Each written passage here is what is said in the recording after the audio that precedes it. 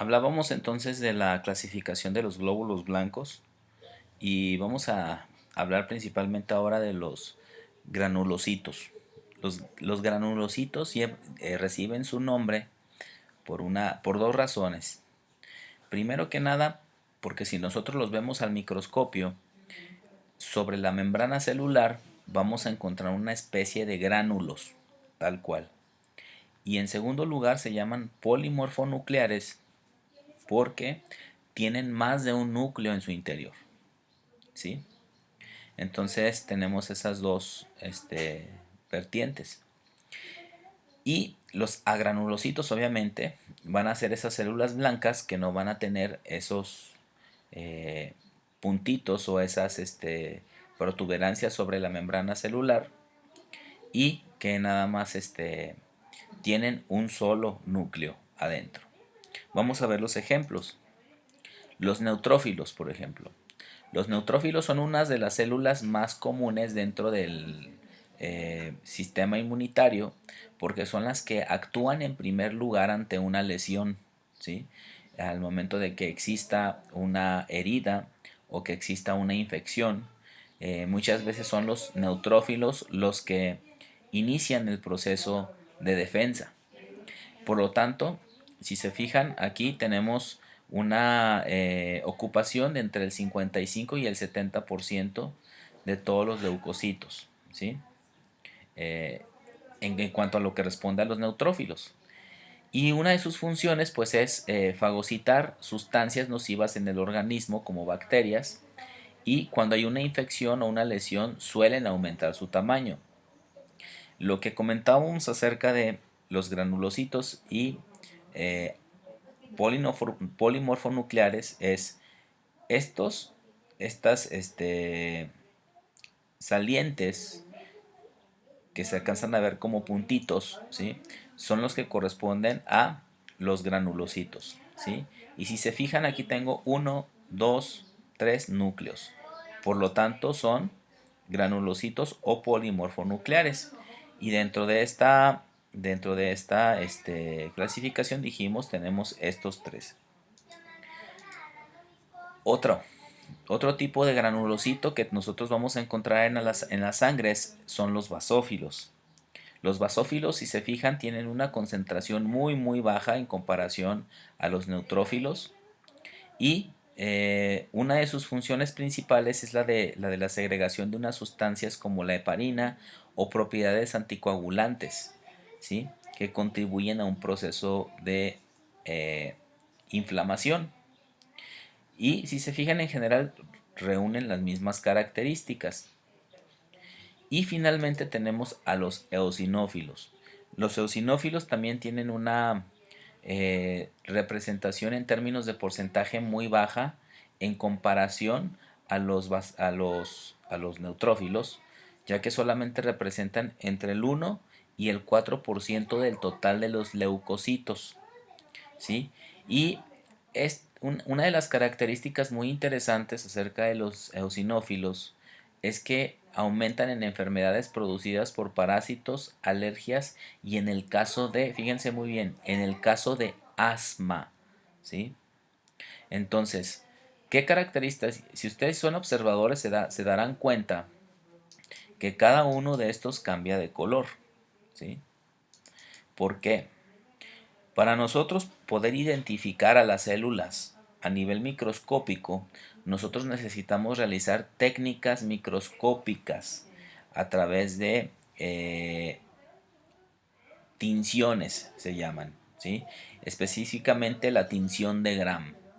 Entonces, la tinción de Gram, dependiendo del tipo de célula, a mí me va a dar un color en la célula. En el caso de los eosinófilos, cuando están expuestos a la tinción de Gram, me van a dar un color rojizo, que es característico de los eosinófilos. Fíjense bien, los eosinófilos van a dar un color rojizo, ya que han sido procesados por la tinción de Gram. Los basófilos, si se fijan, son un color azul. ¿Eso qué quiere decir? Que los basófilos se colorean con base a colores colores base, colores alcalinos, como el color azul. Y el término neutrófilos se refiere justamente a esas células en que no se colorean ni azul ni roja, sino que tienen un color más tenue entre ellas. Por otro lado, tenemos a los monocitos, que si se fijan ya los monocitos van a venir haciendo parte de los agranulocitos, ¿sí? Y junto con los linfocitos, si se fijan acá, aquí yo ya no alcanzo a apreciar claramente, ¿sí?, la presencia de estos gránulos. Y también lo que alcanzo a ver acá es que es un solo núcleo el que compone a estas células. En el caso de los monocitos, corresponden al 2 al 8% de los glóbulos blancos. Y dependiendo de las condiciones a las cuales el cuerpo humano se encuentra expuesto, su cifra puede elevarse, y especialmente ante la presencia de virus y parásitos. Y en algunos casos también ante la presencia de tumores y leucemias.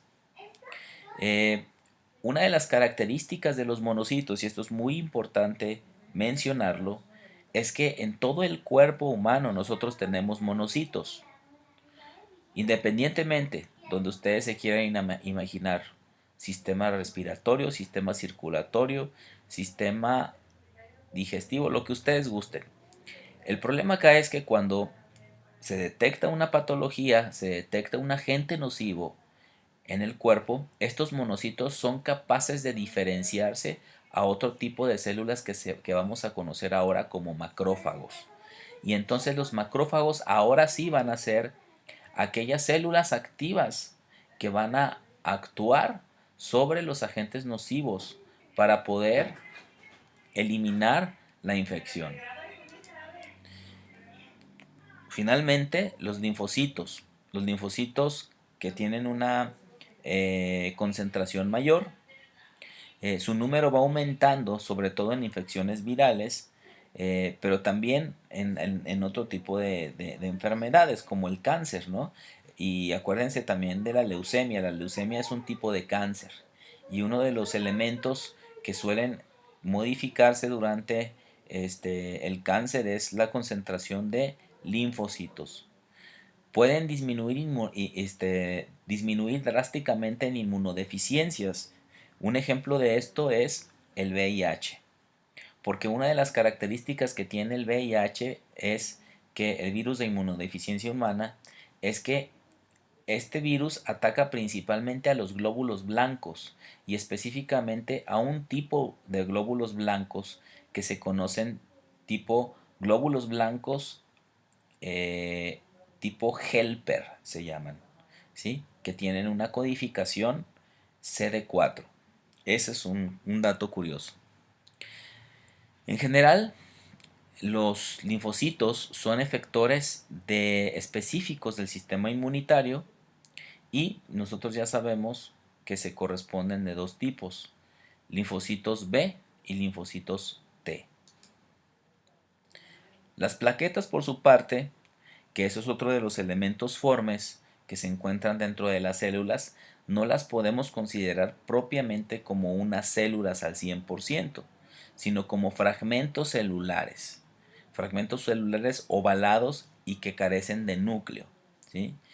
Pero una de las características que tienen estas células blancas, estos fragmentos celulares que son las plaquetas, es que tienen una afinidad por agregarse a la formación de coágulos cuando hay una lesión, ¿sí?, formando trombos. Entonces, las plaquetas llegan y se fijan a ese trombo, perdón, pero a su vez se generan una serie de factores de coagulación que ayudan a que esta situación, esta lesión, no pueda llegar a un proceso eh, más dañino para el paciente. El plasma sanguíneo, por ejemplo, que ya hablamos de los elementos formes, ¿sí?, es esencialmente una solución acuosa que es un poco más densa del agua, y que en su composición tiene más del 90% de agua 8% de proteínas y algunas tazas de otros materiales.